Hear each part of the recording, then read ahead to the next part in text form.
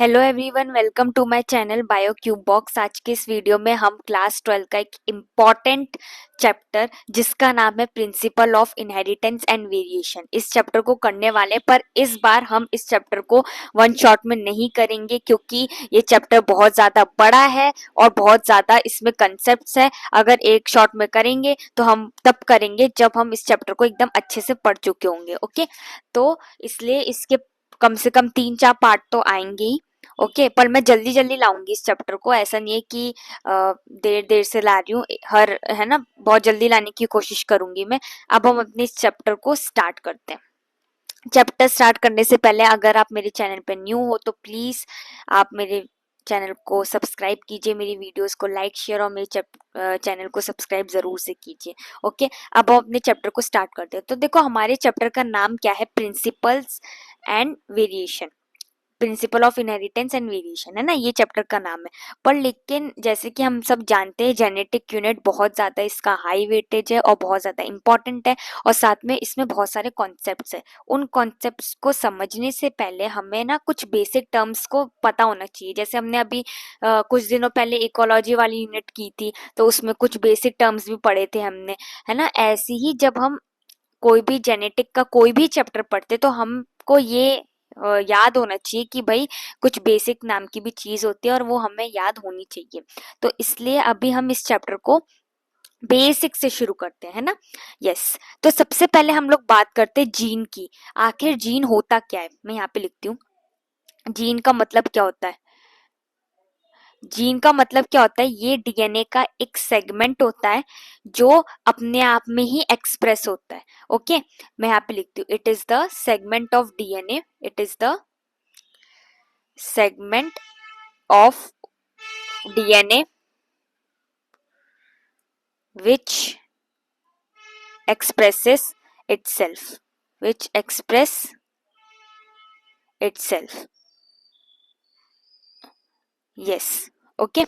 और ये हेरिडिटी का एक बेसिक यूनिट होता है जीन, जो वन जनरेशन से अनदर जनरेशन पे पास होता है। तो it is the basic unit of heredity which pass from one generation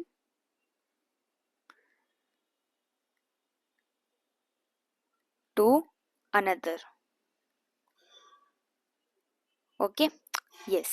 अब हम बात करते हैं जीन की, क्योंकि जीन बहुत इंपॉर्टेंट चीज है ना। जीन की हमने बेसिक बात तो देख ली, अब हम जीन को एक अलग तरीके से समझते हैं। तो जीन ना कैरेक्टर्स होता है।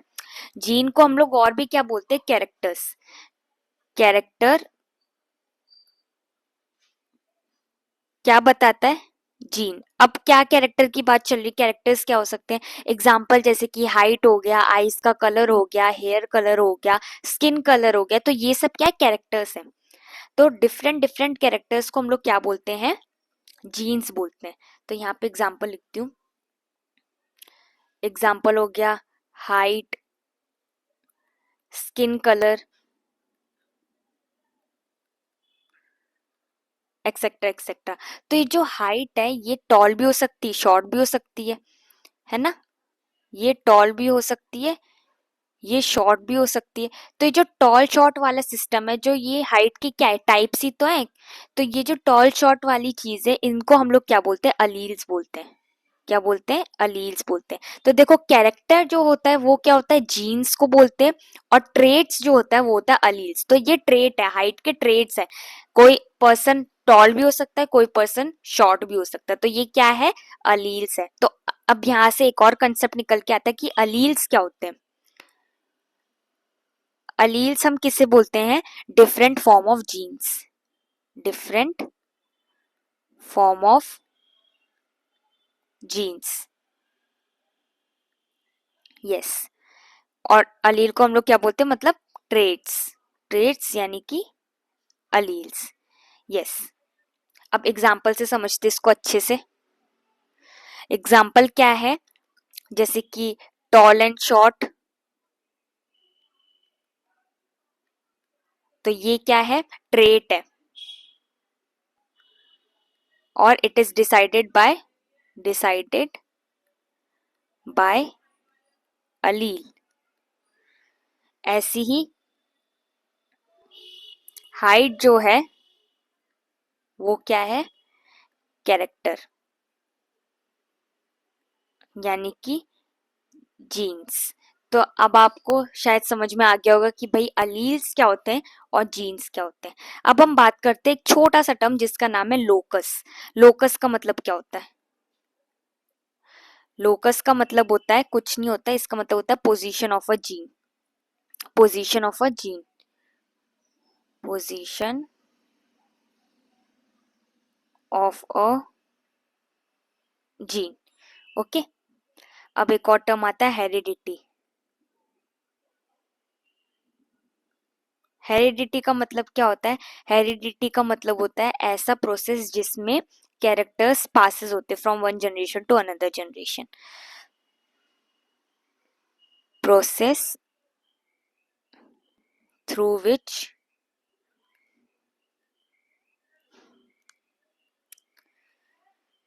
The character passes from one generation to another, from one generation to another। Okay, variation का मतलब क्या होता है? वेरिएशन का मतलब, वेरिएशन का मतलब होता है difference between parents and offspring. Difference between parents and offspring.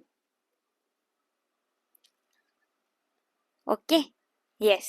अब हम बात करते हैं डोमिनेंट एंड रिसेसिव ट्रेट के बारे में। डोमिनेंट एंड रिसेसिव का मतलब क्या होता है? डोमिनेंट का मतलब क्या होता है? जो हमेशा अपने आप को एक्सप्रेस करता है, ठीक है। और रिसेसिव का मतलब क्या होता है? रिसेसिव तब अपने आप को एक्सप्रेस करता है जब डोमिनेंट नहीं होता, ठीक है। यस, डोमिनेंट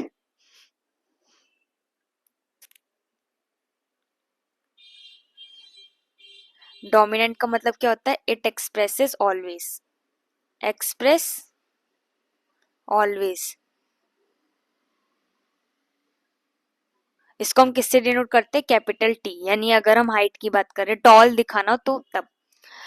और रिसेसिव,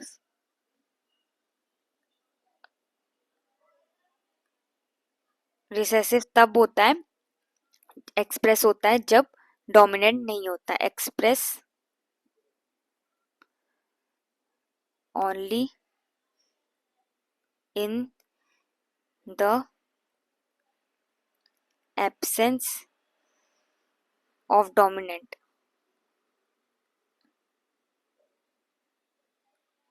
इसको किससे डिनोट करते हैं? स्मॉल टी से। ओके, अब एक चीज आती है heterozygous condition and homozygous conditions. तो होमो और हेट्रोजाइगस कंडीशन क्या होते हैं अभी देखते हैं उसको। होमोजाइगस कंडीशन, होमोजाइगस कंडीशन तब होती है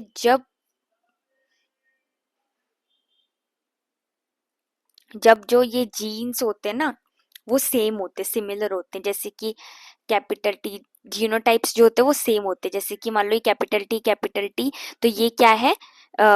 homozygous dominant, homozygous dominant. Okay, और जो स्मॉल टी है वो क्या होता है? हेट्रो ये होमोजाइगस रिसेसिव। यहाँ पे रिसेसिव लिख देती हूँ। और हेट्रोजाइगस कंडीशन क्या होती है?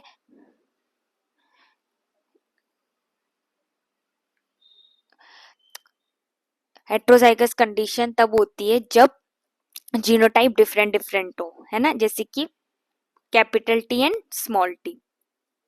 तो होमोजाइगस का मतलब होता है जब जीनोटाइप सेम हो, यानी कि कैपिटल टी और स्मॉल टी। और हेट्रोजाइगस का मतलब क्या होता है, जब जीनोटाइप्स अलग है। अब दो टर्म आते हैं छोटे छोटे, एक का नाम है फिनोटाइप, दूसरे का नाम है जीनोटाइप। तो फिनोटाइप का मतलब क्या होता है, यहाँ पे लिखती हूँ मैं, फिनोटाइप। फिनोटाइप, अब फिनोटाइप का मतलब क्या होता है, फिजिकल अपीयरेंस। Physical appearance. अब फिजिकल अपीयरेंस का मतलब क्या होता है, अब जैसे मान लो कोई प्लांट है, हम ये देख सकते हैं देख के कि भाई या तो वो प्लांट शॉर्ट है या तो वो प्लांट टॉल है। तो हम उसका क्या बता रहे हैं, हम बस उसका फिनोटाइप बता रहे हैं, ठीक है। लेकिन हम ऐसा नहीं कि प्लांट को देख के हम उसका जीनोटाइप बता दे कि भाई उसके अंदर क्या जीन्स है ना। अब जीनोटाइप का मतलब क्या होता है, जेनेटिक मेकअप। भाई जिसके कारण वो प्लांट छोटा है या बड़ा है, तो वो किसके कारण है, जीन्स के कारण है। कि या तो वो प्लांट बहुत ज्यादा टॉल है, तो इसका मतलब हम समझ जाएंगे कि भाई उसके अंदर क्या है, कैपिटल टी। या तो वो प्लांट बहुत ज्यादा शॉर्ट है, तो हम ये समझेंगे कि वो होमोजाइगस रिसेसिव है, यानी कि स्मॉल टी। और अगर वो बीच का प्लांट है तो हम ऐसे समझ जाएंगे। पर लेकिन ऐसा जरूरी नहीं है कि हम कोई भी प्लांट टॉल देखे तो इसका मतलब ऐसा नहीं है कि वो प्लांट के अंदर कैपिटल टी हो। ऐसा नहीं है, उसके अंदर कैपिटल टी स्मॉल टी भी हो सकता है, ठीक है। वो हम आगे समझेंगे। पर लेकिन ऐसा मैं ये इस बात से बताना चाहती हूँ कि हम कभी भी फिनोटाइप से नहीं बता सकते कि उसके अंदर कौन सा जीनोटाइप है, ठीक है। यस, तो इसका मतलब फिनोटाइप तो ये हो गया, और जीनोटाइप का मतलब क्या होता है, जेनेटिक मेकअप।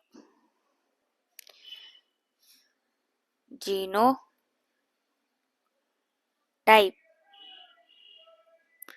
की जेनेटिक मेकअप। यस, अब छोटे छोटे और टर्म आते जैसे कि मोनोहाइब्रिड। मोनोहाइब्रिड का मतलब क्या होता है,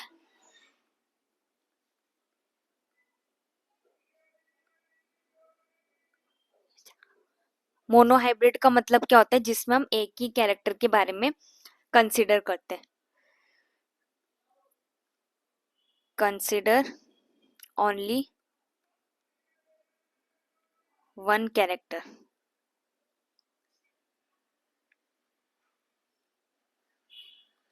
एग्जाम्पल क्या होगा, हाइट। Example is height. अब इसको एक चीज से समझते हैं, मान लो एक प्लांट है, उसका जीनोटाइप कैपिटल टी, उसको हमने स्मॉल मतलब कैपिटल टी स्मॉल टी के साथ वो कराया, यानी कि ये क्या है, पेरेंटल जनरेशन। Parental generation. इसको क्रॉस कराने के बाद क्या बना, कैपिटल टी स्मॉल टी। तो ये क्या है, ये है F1 जनरेशन, ओके। जिसको हम लोग और क्या बोलते हैं, फीलियल जनरेशन भी बोलते हैं, ओके। यस, डायहाइब्रिड क्रॉस का मतलब क्या होता है, डायहाइब्रिड का मतलब क्या होता है, डायहाइब्रिड का मतलब होता है दो कैरेक्टर्स, इनहेरिटेंस ऑफ दो कैरेक्टर्स। डायहाइब्रिड का मतलब क्या होता है, डायहाइब्रिड का मतलब होता है inheritance of two characters, okay. दो कैरेक्टर्स के बारे में हम बात करते हैं। यस, अब एग्जाम्पल क्या है, जैसे कि मैं आप लिख देती हूँ, एग्जाम्पल क्या है, कैपिटल आर। इसका मतलब क्या है, टॉल एंड रेड। एग्जाम्पल के उससे बता रही हूँ, इससे मैं बताना चाह रही हूँ कि दो कैरेक्टर्स हम साथ में पढ़ रहे हैं, ठीक है। ये यहाँ पे स्मॉल टी, यहाँ पे स्मॉलर, यानी कि इसका मतलब ये शॉर्ट है और वाइट है, ठीक है। यस, अब हमने अभी तक क्या देखा, अभी तक हमने एकदम बेसिक चीजें देखी, हमने अभी तक बेसिक टर्म्स देखे, जिनकी वजह से हम आगे पढ़ेंगे मोनोहाइब्रिड क्रॉस, डाइहाइब्रिड क्रॉस, आगे आगे चीजें पढ़ेंगे जिसके लिए हमें इन बेसिक टर्म्स की जरूरत पड़ेगी, ठीक है। अभी तक हमने एकदम बेसिक टर्म्स पढ़े, अब हम अपने चैप्टर को एकदम अच्छे से शुरू करने जा रहे हैं, ओके। अब सबसे पहले जो ये जो जेनेटिक यूनिट की बात होती है, अब हम इसकी शुरुआत करते हैं, ठीक है। हम अपने इस चैप्टर को स्टार्ट करने जा रहे हैं। तो सबसे पहले बात होती है एक साइंटिस्ट की, जिनका नाम क्या है, मेंडल। पूरा नाम क्या है, ग्रेगोर मेंडल। अब इनके बारे में स्टार्ट करते हैं बात पूरी, यहाँ पे लिखती हूँ मैं। ओके, तो ये साइंटिस्ट थे। तो और इनकी जो डेट ऑफ मतलब ये बर्थ है वो भी पूरा देख लेते, 1856 से 1863। सॉरी, ये डेट ऑफ बर्थ नहीं है, मतलब ये एक्सपेरिमेंट की बात चल रही है, ठीक है। तो ये ना एक साइंटिस्ट थे जिनका नाम था ग्रेगोर मेंडल। ये वैसे तो एक मैथमेटिशियन थे, है ना, और ये एक प्रीस्ट थे। बाद में ये जेनेटिसिस्ट बन गए। कैसे, अब हम इसको एक चीज समझते हैं। तो ये जो साइंटिस्ट थे ना, एक बार ना इन्होंने हाइब्रिडाइजेशन वाले एक्सपेरिमेंट को स्टार्ट किया, जिससे पता चलता है कि भाई क्या क्या प्लांट्स कैसे कैसे बड़े होते, कैसे कैसे शॉर्ट होते। तो इन्होंने क्या समझने की कोशिश की, ये समझने की कोशिश की भाई आखिर टॉल प्लांट्स में ऐसा क्या होता है कि वो टॉल होते हैं, शॉर्ट प्लांट्स में ऐसा क्या होता है कि वो शॉर्ट रह जाते हैं। तो उन्होंने इस चीज को समझने के लिए क्या किया, हाइब्रिडाइजेशन एक्सपेरिमेंट किए, ठीक है। और वो एक्सपेरिमेंट कब से किए थे, 1856 टू 1863। तो ये इन्होंने एक्सपेरिमेंट का समय, ये डेट ऑफ बर्थ नहीं है, वो गलती से निकल गई थी, ठीक है। तो इन्होंने हाइब्रिडाइजेशन एक्सपेरिमेंट किए, मैं यहाँ पे लिख देती हूँ, हाइब्रिडाइजेशन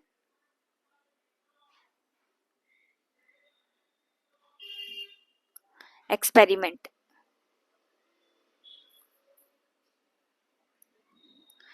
जिसके लिए इन्होंने क्या लिया, प्लांट्स लिए, गार्डन पी,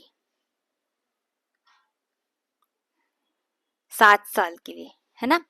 तो इन्होंने गार्डन पी ही क्यों लिया भाई, इनको तो इनको प्लांट्स में ऐसा क्या था कि भाई इन्होंने प्लांट्स लिया भाई। अब एक ह्यूमन लाइफ की जो लाइफ स्पेन होता है ऑन एन एवरेज वो 75-80 होता है। अब एक जनरेशन में इतना समय होता है, तो वो 3-4 जनरेशन के लिए तो लोग जिंदा रह ही नहीं सकते। तो इसलिए इन्होंने सोचा कि हम एक छोटा सा एक्सपेरिमेंट करते हैं, जिसके लिए इन्होंने गार्डन पी लिया। गार्डन पी लेने के बहुत सारे रीजंस थे, अब हम उनको ही पढ़ेंगे कि भाई इन्होंने आखिर पी प्लांट ही क्यों लिया, why pea plant, why pea plant. तो क्या क्या रीजंस थे, सबसे पहले तो मेन था जो, वो था शॉर्ट लाइफ स्पेन। दूसरा था visible contrasting characters, visible contrasting characters, अब इसके बारे में बात करेंगे। Visible contrasting character. और क्या रीजंस थे, लार्ज नंबर ऑफ ऑफस्प्रिंग, एक बार में ये बहुत सारे ऑफस्प्रिंग हो सकते हैं, ठीक है, स्पेलिंग को इग्नोर करना प्लीज। सेल्फ पॉलिनेशन इजीली हो सकता है, सेल्फ पॉलिनेशन, ओके। और नो लिंकेज, नो लिंकेज, सब हम इसको डिटेल में पढ़ेंगे, पर ये कुछ रीजंस थे जिनकी वजह से इन्होंने पी प्लांट को सिलेक्ट किया, ओके। पर लेकिन क्या हुआ, बेचारे ने इतनी मेहनत की, इतनी मेहनत की, इन्हें कोई भी रिकॉग्नाइजेशन नहीं मिला।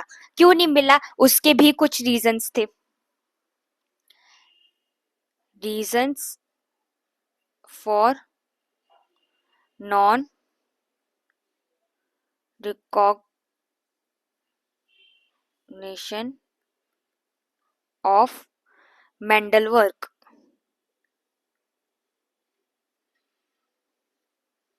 क्या क्या रीजंस थे, सबसे पहला था कि इनका वर्क जो था वो पब्लिश नहीं था, वर्क नॉट पब्लिश्ड, ओके। और in international journal, international journal,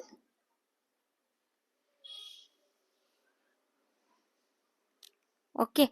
और क्या था, ये बायोलॉजिस्ट नहीं थे, सबसे बड़ी बात ये थी, क्योंकि एक मैथमेटिशियन थे, नॉट अ बायोलॉजिस्ट। और क्या रीजन था? फैक्टर्स। ठीक है, फैक्टर्स। और ये फैक्टर्स क्या है भाई? इन्होंने एक चीज बताई, फैक्टर्स ऐसे यूनिट होते हैं which pass from one generation to another. Unit which are passed from one generation to another, one generation to another. Okay, yes. पर ये फैक्टर जो था ना, इसका कोई प्रूफ नहीं था। नो प्रूफ ऑफ फैक्टर्स, जिनको बाद में हम क्या बोलते, जीन्स। इन्होंने शुरुआत में उस जीन्स को क्या बोला? फैक्टर्स बोला। ठीक है, यहाँ पे लिख देती हूँ मैं, later these are called genes. आज के समय में हम इन्हें जीन्स बोलते हैं, वो जीन्स की बात कर रहे थे। ठीक है, तो अब हम सोचेंगे कि भाई हम क्यों पढ़ रहे हैं ये, कि इनके काम को क्यों नहीं मिला जो ये डिजर्व करते थे। इसलिए नहीं मिला भाई, क्योंकि यार देखो, इन्होंने इतनी मेहनत की, तो ये कुछ कुछ रीजंस थे जिनकी वजह से इन्हें नहीं मिला जो वो डिजर्व करना चाहते थे। ठीक है, पर लेकिन यही सब चीज है। ठीक है, तो अब हम इन सब चीजों की बात करते हैं। यस, अब हम आगे बढ़ते हैं। ओके, अब देखो, जो मैं कह रही थी ना, कंट्रास्टिंग कैरेक्टर्स, तो इन्होंने देखो ये 7 कंट्रास्टिंग ट्रेड्स है, जैसे कि सीड का शेप कैसा है, सीड का कलर कैसा है, फ्लावर का कलर कैसा है ना, पॉट का शेप कैसा है, पॉट का कलर कैसा है, फ्लावर की पोजीशन कैसे, स्टेम की हाइट कैसे। तो ये बहुत ज्यादा इंपॉर्टेंट है। ठीक है, इसमें से पूछा जा सकता है कि भाई डोमिनेंट ट्रेट क्या है। मान लो येलो क्या है, वो सीड का कलर वो डोमिनेंट है, तो ये बहुत इंपॉर्टेंट है, इसलिए मैं लेके आई हूँ। तो मैंने अभी बताया था ना, इनके पास 7 कंट्रास्टिंग ट्रेड्स हैं, तो वो यही चीज है जिस रीजन से इन्होंने पी प्लांट को सिलेक्ट किया है। ओके, अब हम आगे बढ़ते हैं। तो ये सब क्या है? कंट्रास्टिंग ट्रेड्स है जिन्होंने जिसमें मतलब किसमें, मेंडल ने, उन्होंने ये सब चीजें पी प्लांट में पड़ी थी, इसलिए उन्होंने पी प्लांट को चुना था। तो ये बहुत ज्यादा इंपॉर्टेंट है भाई स्लाइड। इसको ये भी मैंने एनसीईआरटी से इमेज ली, तो आप उसको पक्का पढ़ना, ये पक्का क्वेश्चन पूछा जाता है। बहुत इजी है भाई, है कि नहीं? जो ज्यादा इजी है उसे तो करना ही चाहिए। आगे बढ़ते हैं। अभी तक हमने ये देख लिया कि भाई जो ये मेंडल थे, इन्हें इनके काम को नहीं मिला, किसी ने पहचाना नहीं इनके काम को, है ना। पर लेकिन आगे जो है, अभी हम आगे देखते हैं कि कुछ ऐसे रीजंस थे, लेकिन जिससे आज हम उनके काम को पढ़ रहे हैं, तो वो कैसे कैसे रीजंस थे। तो सबसे पहले जो 1900 में जो मेंडल का वर्क था ना, वो रीडिस्कवर किया। किसने डिस्कवर किया? रीडिस्कवर। अभी देखते हैं। 1900 में 1900 में Mendel's work was rediscovered by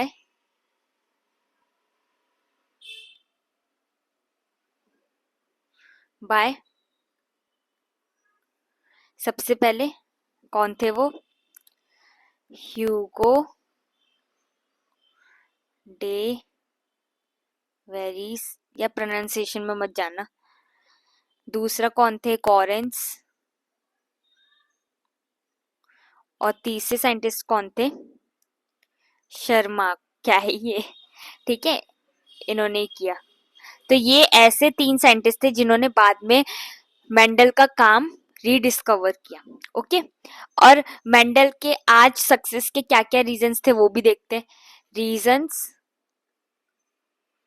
for Mendel's success. क्या क्या रीजंस थे? सबसे पहला था कंट्रास्टिंग ट्रेड्स। कंट्रास्टिंग traits,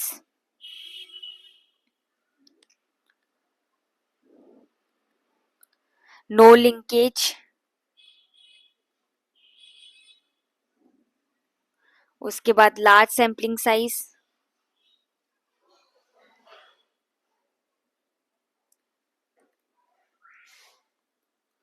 उसके बाद यूज, है ना, इन्होंने क्या किया, इन्होंने डाटा एनालिसिस किया था, ठीक है, स्टैट्स का यूज करके डेटा एनालाइज किया था।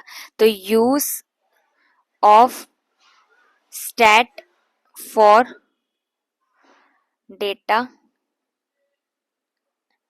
Analysis, okay. तो ये सब चीजें थी जिससे हमने कुछ रीजंस देखे जिससे उनका काम को रिकॉग्निशन नहीं मिला। बाद में ऐसे रीजंस भी देखे जिससे मेंडल्स को सक्सेस मिली, है ना।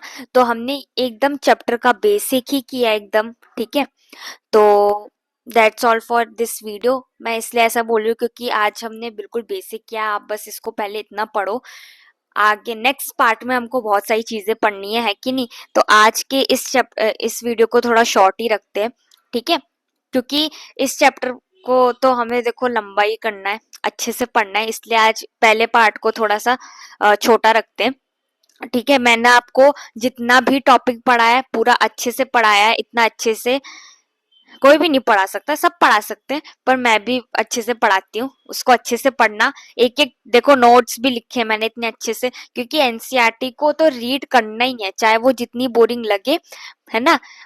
इसको इग्नोर करो प्लीज, ठीक है, इसको इग्नोर करना। तो है ना, तो मैंने आपको पूरा चैप्टर पढ़ाऊंगी आपको। तो आज के लिए हम इस वीडियो को इतना शॉर्ट ही रखते हैं, okay. So that's all for this video, thank you so much everyone.